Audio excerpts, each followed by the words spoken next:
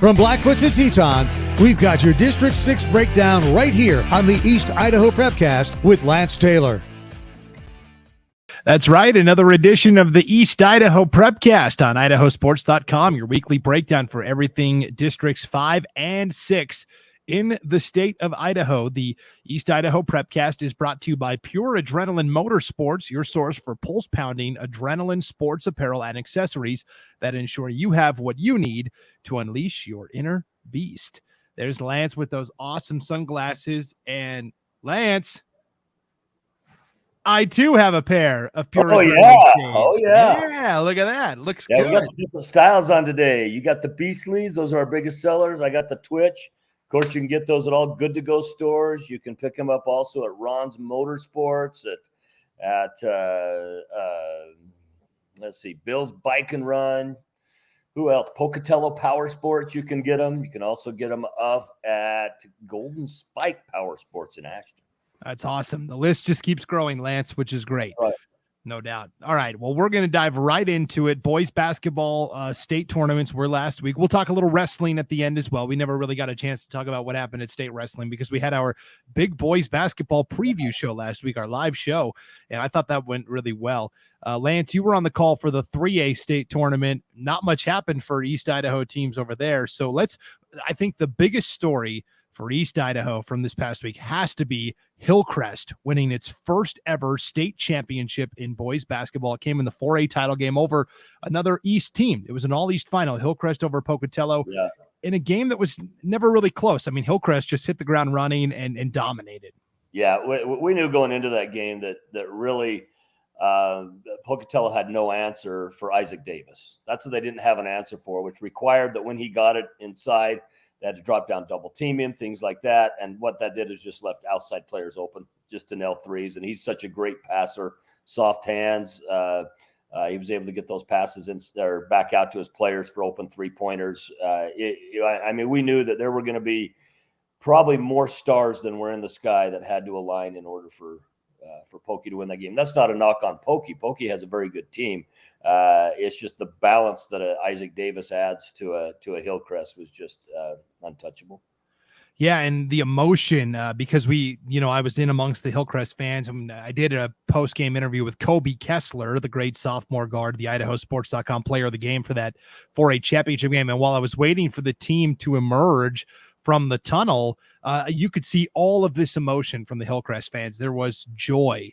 There were tears. There were people that had waited their whole lives to see Hillcrest win a championship. Yeah, so it was really cool. That's right. I mean, and Hillcrest, they were consistent all year long. Their only losses came to a couple Utah teams early on. One of them was an Orem team that at one point was ranked as high as 22 in the nation.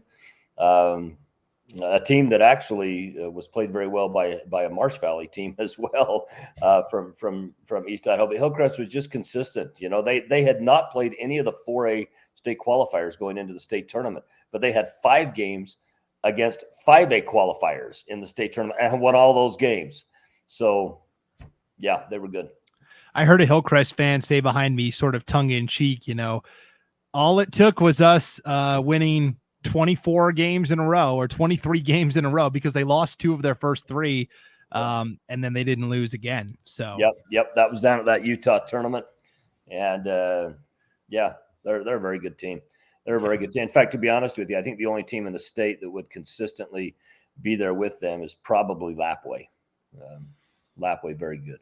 Yeah, they were a lot of fun to watch for sure. So yeah, Hillcrest finishes the year 25-2. They defeat Pocatello in the championship 75-46. But what an accomplishment for Pocatello. They came in, we weren't even sure they were going to be at state, not because they're not good, but because their district is so talented. And after losing to Century twice in the regular season, they beat the Diamondbacks when it counted at districts, and they lived on the edge at state, Lance. They beat Burley 45-44. They beat Jerome in the semis 75-72. And they just ran into a juggernaut of Hillcrest. Yeah. I mean, Pocatello did a great job. The thing we were saying all year long was that it was a shame that only one team was going to come out of that conference, because you have perennial power Preston in that conference, which is pretty much there every year. For them to miss the playoffs is almost like Duke missing the NCAA tournament, and then, with Century, very, very good team as well. and Preston. It was just a shame that all three of those couldn't be in the tournament. But you know what? That's the way it is. And Pocatello took care of it. And they got to the tournament. They did what it took to get to the tournament. And despite, the lopsided affair in the championship, Pocatello was nothing to be ashamed of. They had a great overall season as well. In fact, their win-loss record, pretty similar to Hillcrest's. I think they finished the year with 4 losses. Yeah, 23-4. And one of those was to Lake City, which was a good 5A program. So, yeah, congratulations to both of the teams representing East Idaho at the 4A state tournament. And so the all-tournament teams were released yesterday as well, Lance. And on that 4A team, probably no surprise to anybody, but Isaac Davis, the great sophomore center for Hillcrest, MVP of the tournament, 18.3 points per game, 12.3 rebounds per game, and still managed to dish out 1.7 assists per game as well. Yeah. Very good. Very well deserved. Kessler Vaughn of Pocatello won the 6th man award for the 4A tournament. His play really, he was a midseason call-up to the varsity team and just got more and more playing time as the year went on. And then his father, I grew up with his father. He was a bit younger than me. Grew up with his father in Malad. His father was a great player as well. Went to played at Ricks College and then up at Black Hills State in North Dakota. Yeah. Or South Dakota. Right. Yeah. Kessler Vaughn of Pocatello wins the 6th man award. On the first team, 3 of the 5 spots go to East Idaho. Cooper Kessler of Hillcrest, Julian Bowie, and Ryan Payne, both of Pocatello, all made the first team, all tournament team. And then you had on the second team, Kobe Kessler of Hillcrest. And then on the honorable mentions, you didn't have anybody because it was all stacked towards the top. But man, what a great run for both Pocatello and Hillcrest. The other big story from state this past weekend, I think, has to be another school winning its first state championship in boys basketball history, and that was Rockland at the 1A D2 level, Lance. This was, I thought, the best game of the day, and it was the first game of the day on Super Saturday. It was a tight game with Camas County in the championship. Yeah, and another Malad connection there. Coach Neal was on those last 2 Malad state championship teams under Terry Jones as well. And so, Rockland, boys and girls, won it this year. And excellent job for Rockland. Proud of them. Proud of Rockland. They won 53-51 over Camas County. Brigham Perman made the game-winning free throws with less than 20 seconds to play. He drove on the baseline, and a kid from Camas stood in and tried to take the charge, but it was ruled a block in a tie ball game, and Perman went to the line and sank the 2 biggest free throws of his life. And much well-deserved for Rockland. You keep talking about all these Malad guys, Lance, and Malad's thinking, can we get one of those guys to come back here to Malad to coach? That's right. They've had a rough go. Connections there. Yeah, but for Rockland, they had a nice run to the championship. They almost didn't get there because not only did they win the championship in tight fashion, but they won the semifinals in overtime over Cary, 63-62 in a very tight battle also. Yeah, no easy task for 1A Division II. That was a battle all the way through for sure. Yeah, and then North Gem was also at state at the 1A D2 level. They won the consolation title. So in that consolation final on Saturday against Kendrick, they won 86-37. Lance, did you see what North Gem did in the second half of that game? I did not. I just heard, but I did not see. They started the third quarter on like a 21-0 run over Kendrick, and they scored 38 points in the third quarter alone. Ooh. I mean, that's insane. Ooh, North Gem. But North Gem's had a good year. They've had a good year in sports in general. Their football team was a very good football team as well in the 8-man division of Division II or 1A Division II. Just did a great job. I have a lot of roots there. My grandmother was born and raised in Bancroft, and my mom started her elementary school there before they moved back to the farm in Malad. And I'm just proud of little Bancroft, Idaho, the Cowboys. No doubt. So the all-tournament selections for Rockland and North Gem. Teague Matthews of Rockland was the MVP of the tournament, 19.7 points per game, 11.3 rebounds per game. So like Isaac Davis, he averaged a double-double. Yeah. The 6th man award went to Brandon Neal of Rockland. How about this off the bench? 6.3 points per game, but 8.3 rebounds per game off the bench. That's huge for Rockland. Yeah, it is. Brigham Perman, the hero of the championship game, made the first team, all-tournament team as well. And then for North Gem, you had Chase Lowe make the first team, and you had Ransom Cooper make the second team, and then you had Bridger Hatch earn honorable mention. And those are all seniors, which is the bummer part for North Gem. They're losing a lot of good players. Yep, they are. Well, typically on 1A D1 and 1A D2 rosters, you'll usually have a lot of underclassmen, a lot of freshmen, sophomores, and things like that. So, but when you see the very top teams, typically what you have is those teams that have a lot of seniors that have gone through there and have been able to stick with the program. And as soon as they leave, you typically find yourself in rebuilding mode. Definitely. Well, let's switch now to so those were our two champions, Rockland and Hillcrest. Congratulations to both of them. I think the next biggest story from state in terms of East Idaho basketball was Marsh Valley getting knocked off by Kimberly in the 3A semifinals. And this was the tournament that you were on the call for, Lance. So you're really going to be able to speak to this. But Marsh Valley came in as the number 1 seed overall. And I think most people in some order would say Marsh Valley, McCall Donnelly, Snake River. Those are the main contenders. And yet it was Kimberly who seemingly came out of nowhere with one of the great defensive tournaments of all time to win the title over McCall Donnelly. Well, I've said all year long, and I even said in our pre-tournament show, that the best athletes in 3A were on Kimberly. That's your best athletes. You got a couple college-bound decathletes, and so what do good athletes allow you to do? They allow you to play great defense and to keep games low scoring. They don't have necessarily as much, offensive power as like a Marsh Valley has, but because of those great athletes, they can play lockdown defense and make it very difficult for teams to score. And that's exactly what happened is, they locked them down. And then we saw it again in the state championship game against McCall, as DJ Green is used to being able to go one-on-one as he would like with players. He couldn't do that. Jackson Bear was on him and he just couldn't get one-on-one going. And if you don't have a plan to kind of score within the offense, through setting picks and so forth with him, then it's awfully, awfully tough. But, I had people say, well, the 3A game was the most boring state championship game. Well, that's because it was a defensive championship game. It's like watching a couple of ground attackers in an MMA match. People, they like the punches, they like the knockouts. And unless you really appreciate the game of the ground attack, you might find it boring. Well, I love defense. I love good defensive play. So I found the game to be very exciting. Well, and Kimberly set a new state record for fewest points allowed in a single game at the 3A tournament in that championship. They only allowed 22 to McCall Donnelly. So let's talk about, Marsh Valley and Snake River both got to the semifinals, both lost. Snake River had the tougher outcome. They lost in overtime to McCall Donnelly, 54-52. Double overtime. Oh, excuse me, double overtime. Okay. Excuse me. Pardon me. They did lose in overtime. They won in double overtime the first night, lost in overtime the second night. Yes. So they beat Homedale in the opener, 51-50 in double overtime. And then they lost to McCall Donnelly in overtime, 54-52. Weren't they tangled up in an overtime game at state in 2021 as well, Lance?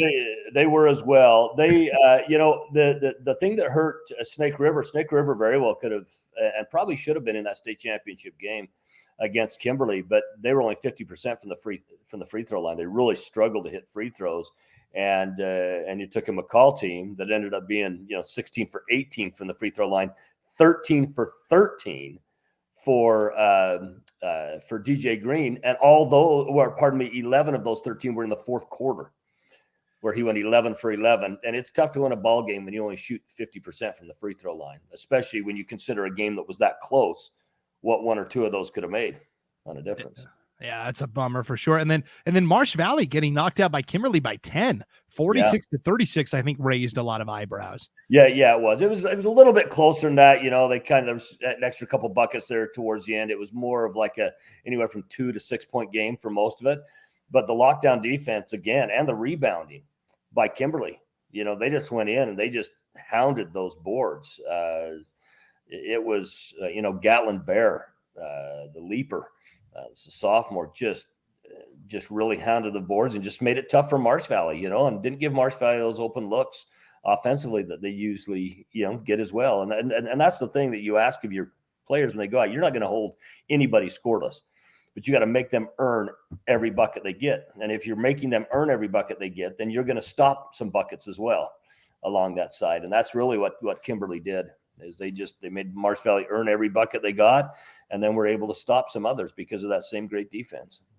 Yeah, I think Marsh Valley twice now has taught us the lesson that it is really hard to repeat as a state champion. We saw it in baseball.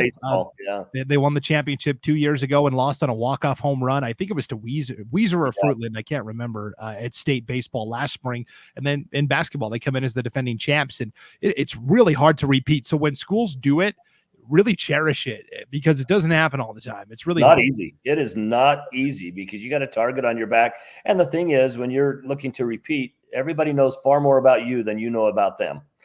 For the most part, because they've been gunning for you. They've been looking for you, and they've been watching you throughout the season to see, hey, how good is this team? Are they going to be back at state? Are they going to make a run for it? And it's tough to repeat. And kudos to Kimberly, who just did a great job. Kimberly did not play even an average game in the tournament. Every game they played was to their skill set. It was to their game plan, and they looked good all 3 games. For sure. And so you had Marsh Valley and Snake River meeting up at state. I think a lot of people thought, oh, cool, championship. Well, third place game, but still, twice in the regular season, I think twice at districts, 5th time that Marsh Valley and Snake River played this year. Marsh Valley won it 45-36. Yeah, they did. All tournament team for 3A, Marsh Valley and Snake River selections look like this. On the first team, all tournament team, you had Stanton Howell of Marsh Valley, along with Cole Gilbert of Snake River. On the second team, all tournament team, you had Peyton Howe and Carter Howell from Marsh Valley. And then on the honorable mention team, you had Marcus Coombs from Snake River, and you also had Christian Gordon from Sugar Salem. The Diggers were there representing District 6. They went 2 and out.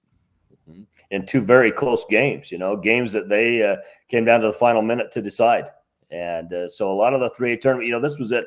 The first 2 games of the tournament, Marsh Valley against Bonners Ferry and Kimberly against Fruitland, it was a 20-point victory, and more closer to 30 points, but ended up 20, at the end, and then a 15-point victory. After that, every single game we had in that tournament was not decided until the final minute, and several of them, about half of those, were not determined until the final shot of the game. Yeah, I think either you at 3A or Wayne DeZubak at 5A had the best overall tournament in terms of exciting action to call. Yep. Sure. Well, and the thing is, I give a lot of that credit to the seeding that we have now. Yeah, I thought the seeding really got it right. I mean, there's always going to be some blowouts no matter what. I mean, you look at Lapway in 1A Division 1, I mean, everybody was, let's face it, as far as the fans go, everybody else was playing for second place, so you knew there were going to be some blowouts in that, but in the other tournaments, the seedings did well. Otherwise you end up like we ended up in many, many years with the best teams playing in the opening round, your championship game being a first round game, and then a 20-30 point blowout in the state championship. Yep, I agree. The best teams seem to be, through girls and boys basketball, getting to the semifinals at least. And from there, coin flip, you got to win that game to get to the championship. One team that got really close to the championship from East Idaho but fell just short was Grace. And that was at the 1A D1 tournament in Lance. So we'll pivot there. Now, that's the tournament that I was on the call for. Grace had a blowout over Rimrock in the opening round, 61-35. And then they had this semifinal battle with Kamei. Kamei is a team from up north that wants to slow down the game. They want to milk the clock. They want to be extremely efficient on offense. And Grace gave them some problems in the opening half with that half-court trap defense that they like to run. Kamei turned it over a lot. Grace had a 10-point lead at halftime. But in the second half, Kamei started hitting some threes. Grace kind of went cold, and they ended up losing 42-40. It was a really bizarre end of the game, Lance. A player from Kamei got fouled, and it was the bonus. And so it should have been a 1-and-1 situation. Well, he shot his free throw and missed, and a kid from Kamei grabbed the rebound, but he was the only player to leave the blocks. And the officials blew the whistle and said, no, 2 shots. And so they gave the kid from Kamei the second shot, and he made it. And then Grace called the timeout.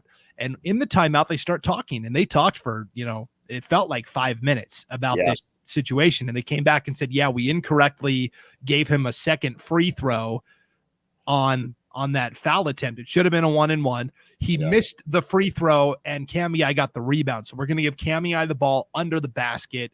Grace had to foul again to send Cami to the line again. Cami makes one of two.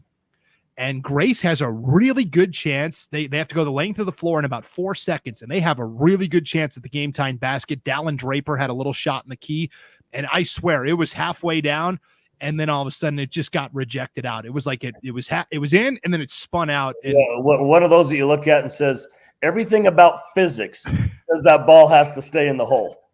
Right. For whatever reason, it found its way out. Oh, it was just heartbreaking for Grace. I felt really bad for them because they had battled all game long, and that was we didn't get that matchup, right? We saw Cami play Lapway 4 times this year, and we knew that Lapway was better, and we thought maybe Grace is the one team that could push, but we never got to find out. No, we didn't. I picked Grace to go all the way to the championship game.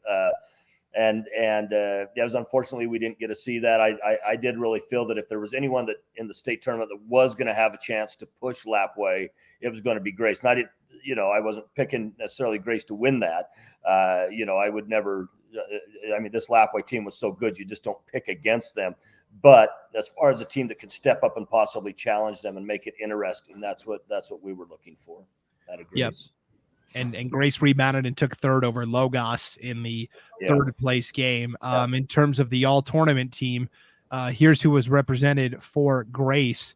The 6th man award went to Peyton Reeves. He really played well for Grace off the bench. I thought 4.7 points per game, 3 rebounds per game, 1.7 assists per game as the 6th man for Grace. Ty Gilbert made the first team all tournament team. He was awesome. He was fantastic for Grace. And then Father's a friend of mine. Yes. For the first game, for the first half, I was calling him Tyler Gilbert for some reason. I don't even know why. It clearly said Ty Gilbert. Yeah. And so they were giving me some crap the next night, and they said, we've been giving Ty flack for it all day too. So don't worry. Don't feel too bad about it. Tyler. Good.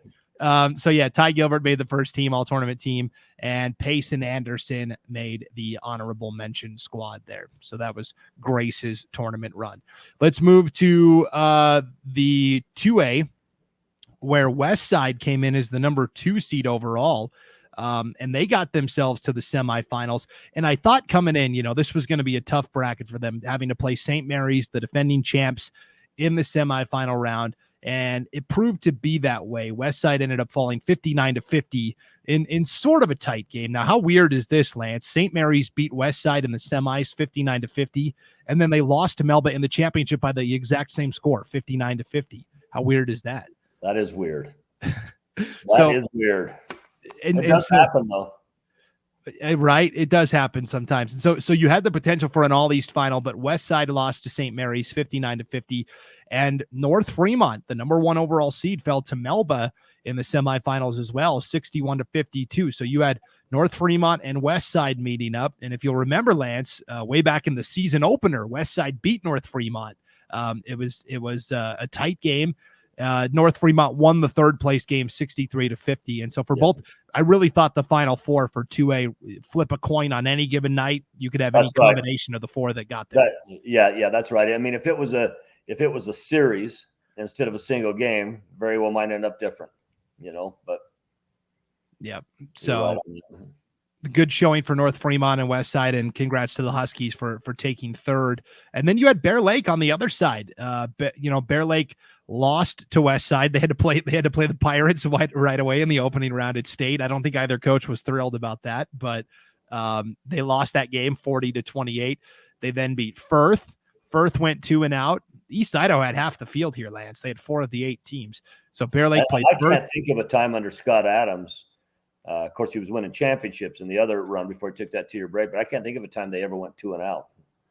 Yeah, that shows you how loaded that 2A field was this year. So Bear Lake beat Firth 52-45 in the loser out, and then they beat Ambrose as well, a really talented Ambrose team in the consolation final 46-37. So Bear Lake comes home with the trophy also. There was some really good 2A basketball in East Idaho this year.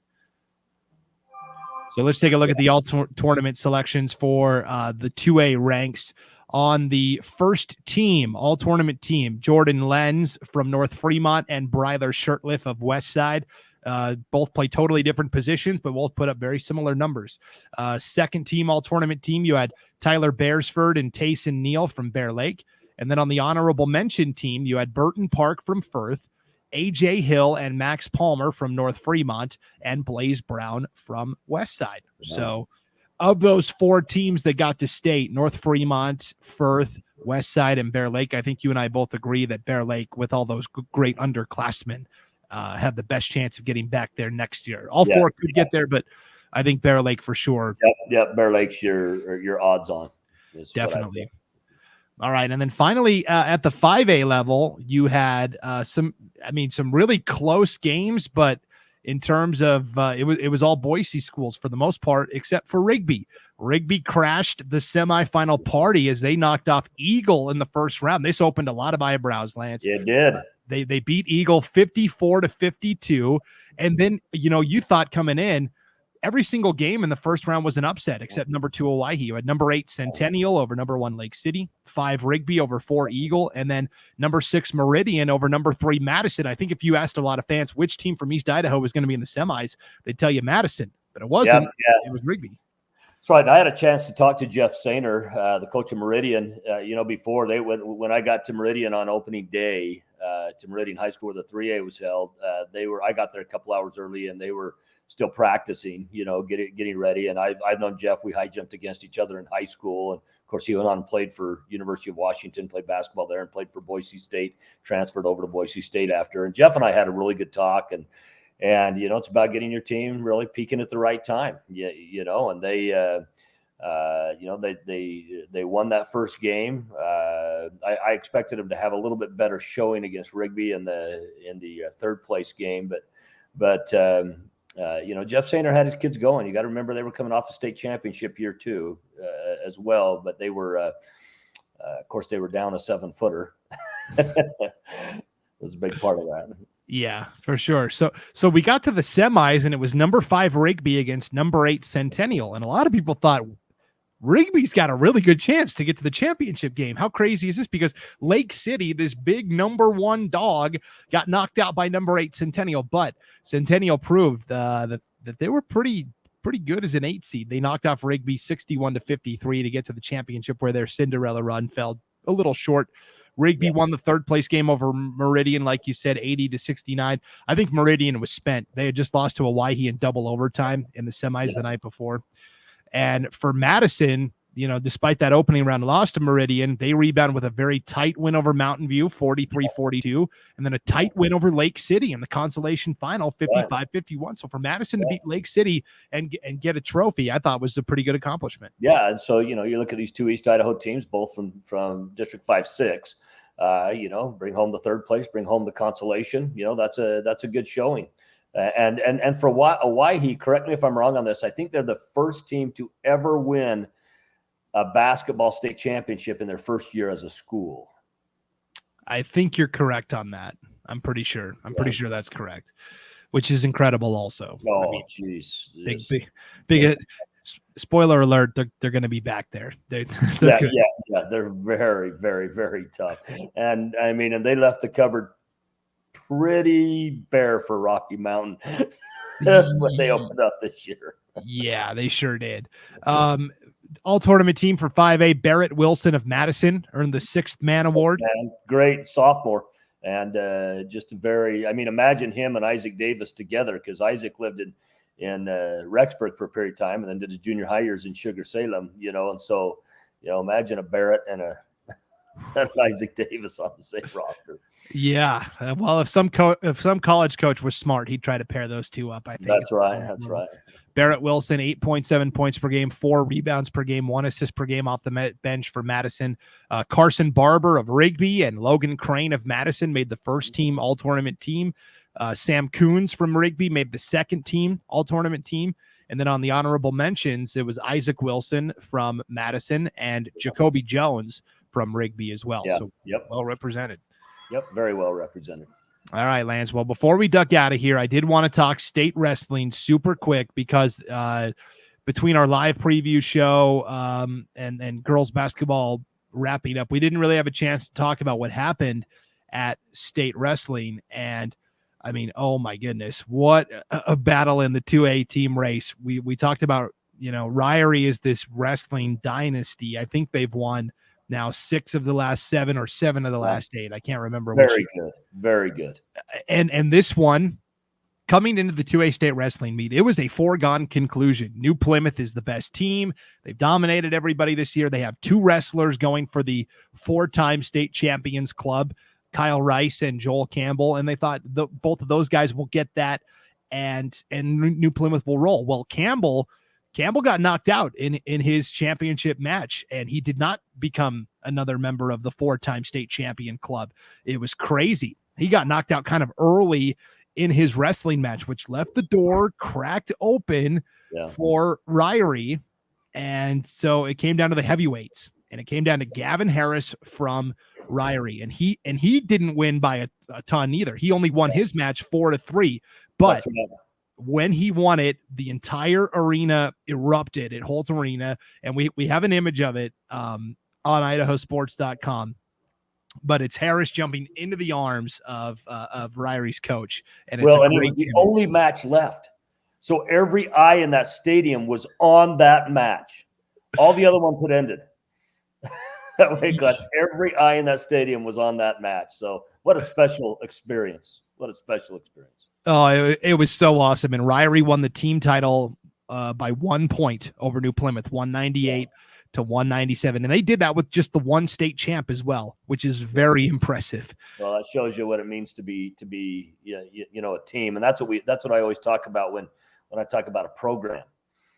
Everybody has a team, not everybody has a program. And a program can win a state championship even when only a single individual wins an individual title. So yeah, well, I mean, that was one of the most thrilling finishes in wrestling I've ever seen. Yeah.